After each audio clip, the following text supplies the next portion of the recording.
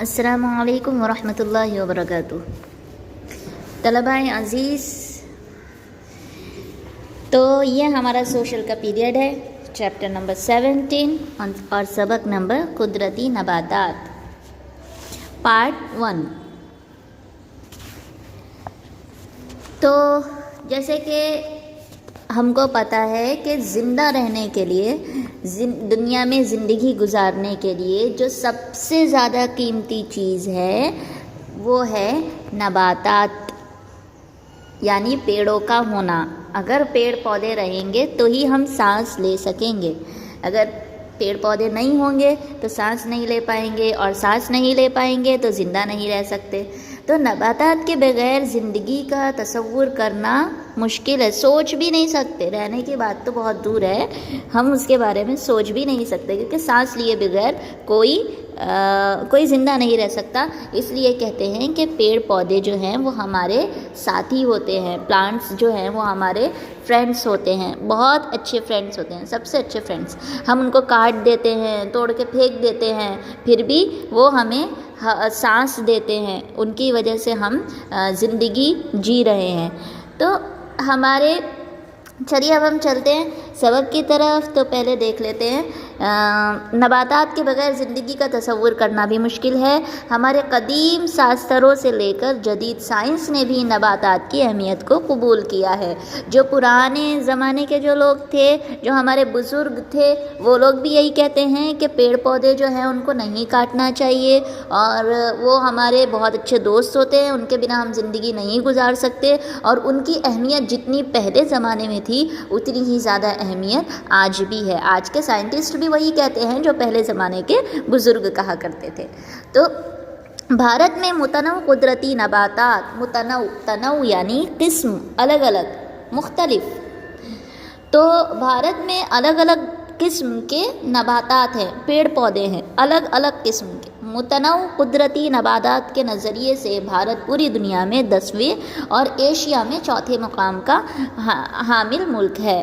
تو یہ جو الگ الگ قسم کے جو قدرتی نباتات ہیں، پیڑ پودے ہیں، نباتات مطلب پیڑ پودے، تو نباتات ہیں، تو اس میں بھارت جو ہے وہ پوری دنیا میں 10ویں نمبر پر تھا اور ایشیا میں 4تھے نمبر پر ہے، ہمارا ملک جو ہے وہ ہے۔ درختوں کے گروہ کو جنگل کہتے ہیں، آپ سب کو پتہ ہے درخت کا جو گروپ ہوتا ہے انہیں ہم کہتے ہیں جنگل۔ اور جو درخت انسان کی کوشش کے بغیر ہی قدرتی طور پر اگ جاتے ہیں، جو انسان نہیں اگاتا ہے بلکہ قدرتی طور پر اگ جاتے ہیں، ان درختوں کے جھنڈ کو ہم کہتے ہیں قدرتی نباتات۔ تو آپ لوگوں کو بہت اچھی طرح سے اس کی تمہید جو ہے وہ سمجھ میں آ گئی ہوگی، ہم کیا پڑھنے جا رہے ہیں، اس سبق میں کیا کیا ہو سکتا ہے۔ تو آئیے اب چلتے ہیں ہم اپنے اصل پوائنٹ کی طرف۔ تو قدرتی نباتات، بھارت کی قدرتی نباتات میں تنوعات مندرجہ اسباب کی وجہ سے پیدا ہوتے ہیں۔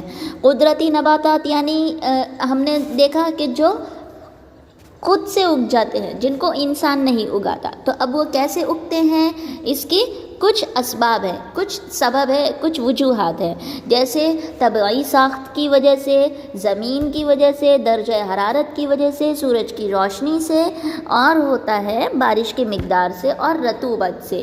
یعنی کچھ اپنی الگ الگ قسم سے اگ جاتے ہیں اپنی طبیعت کے اعتبار سے، اور کچھ زمین کی وجہ سے اگتے ہیں، زمین میں الگ الگ قسم کے جو چیزیں ہوتی ہیں اس وجہ سے، اور پھر کچھ جو ہے درجہ حرارت کی وجہ سے، گرمی وغیرہ کی وجہ سے کچھ اگ جاتا ہے، کچھ سورج کی روشنی کی وجہ سے، کچھ بارش کی مقدار کی وجہ سے، اور کچھ رطوبت کی وجہ سے۔ یہ چیزیں جب سب مل جاتی ہیں تو اس کے اسباب پیدا ہوتے ہیں کہ قدرتی نباتات اگ جاتے ہیں۔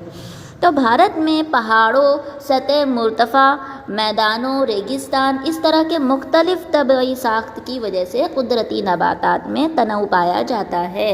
ہم نے ہمیشہ دیکھا کہ بھارت پوری دنیا میں اسی لیے اتنا پیارا ہے، اسی لیے اتنا حسین ہے بھارت، کیونکہ اس میں الگ الگ لوگ ہوتے ہیں، الگ الگ پیڑ پودے ہیں، الگ الگ جانور ہیں، قسم کے جانور ہیں، الگ الگ بولیاں ہیں، الگ الگ تہوار ہیں۔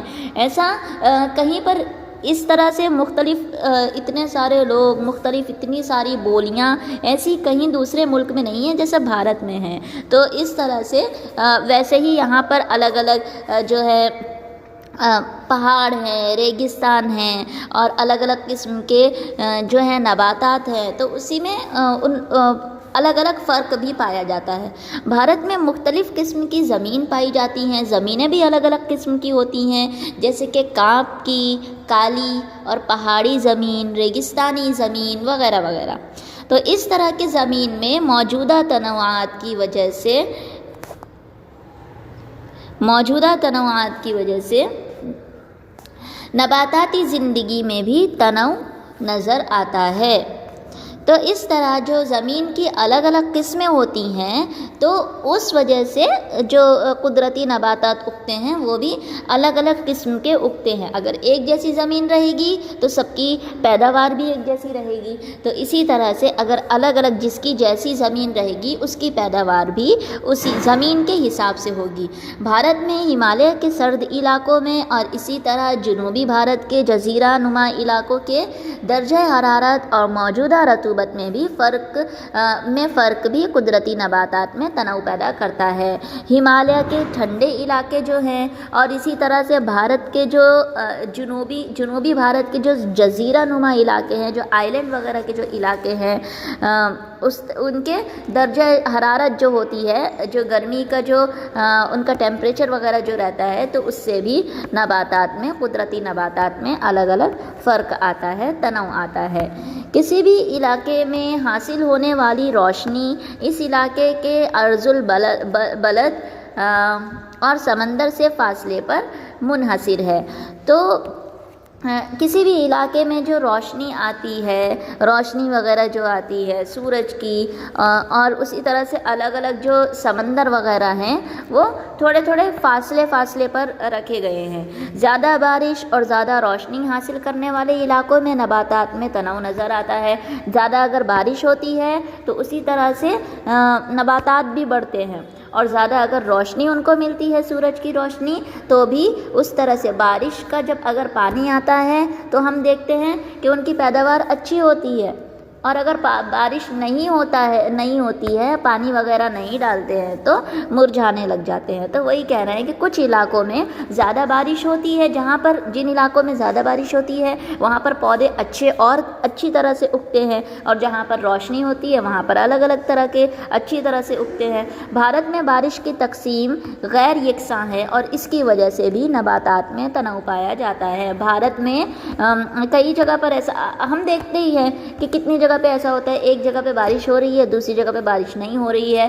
تو وہی اگر بارش ایک جیسی ہوگی، ایک جیسی بارش پوری زمین پر پڑے گی تو پیداوار جو ہے نباتات کی وہ بھی ایک جیسی ہوگی. لیکن کہیں پڑتی ہے، کہیں نہیں پڑتی ہے، اس وجہ سے بھی تنوع آتا ہے، الگ الگ مختلف پیداوار ان لوگوں کی ہوتی ہے.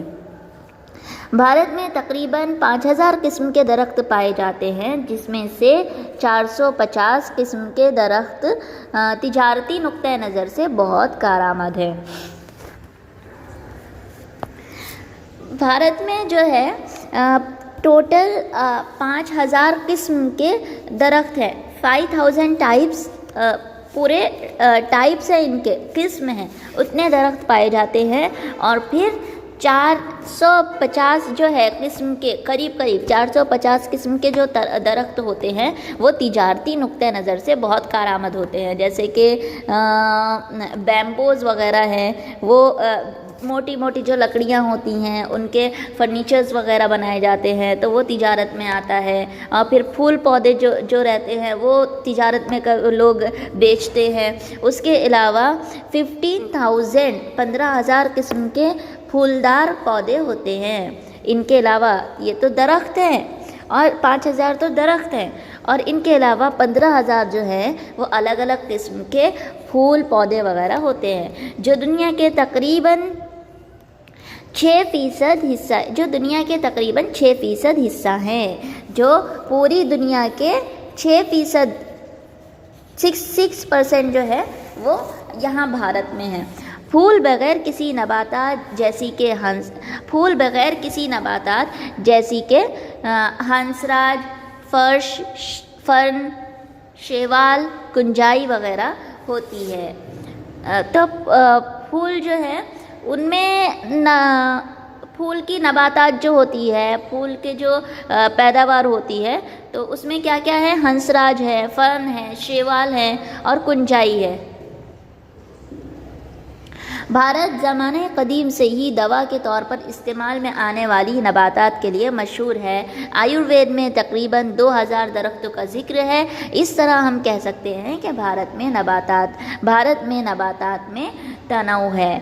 तो भारत एक ऐसा मुल्क है जहाँ पर दवाएं किससे बनती हैं, मुख्तलिफ़ किस्म की नबातात से बनती हैं, पेड़ पौधों से बनता है, जड़ी बूटियों से बनता है। तो वो जड़ी बूटियाँ किससे बनती हैं, इन्हीं से बनती हैं, पेड़ पौधे से बनती हैं, फूलों से बनती हैं। तो इसलिए भारत पूरी दुनिया में मशहूर है, क्योंकि यहाँ इससे नबातात से ऐसी ऐसी दवाएं बनाते हैं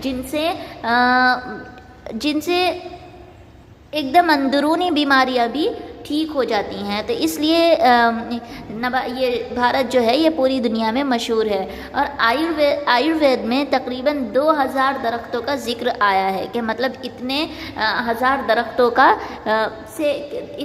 दरख्तों के इस्तेमाल से दवा बनाने के लिए इस्तेमाल जो किया जाता है, वो इतने दरख्तों का उसमें ज़िक्र आया है कि तकरीबन 2000 दरख्त हम इस्तेमाल करते हैं, ऐसा कह सकते हैं। तो ये हमने आज समझा है कि हमारे सबक के अंदर क्या है। इंशाल्लाह अब आगे हम पढ़ेंगे कि कुदरती नबातात की किस्में, फिर वो किस्मों में कौन कौन सी उनकी किस्में हैं, हर किस्म में क्या क्या है, कौन कौन से पॉइंट हैं, तो ये सब हम देखेंगे।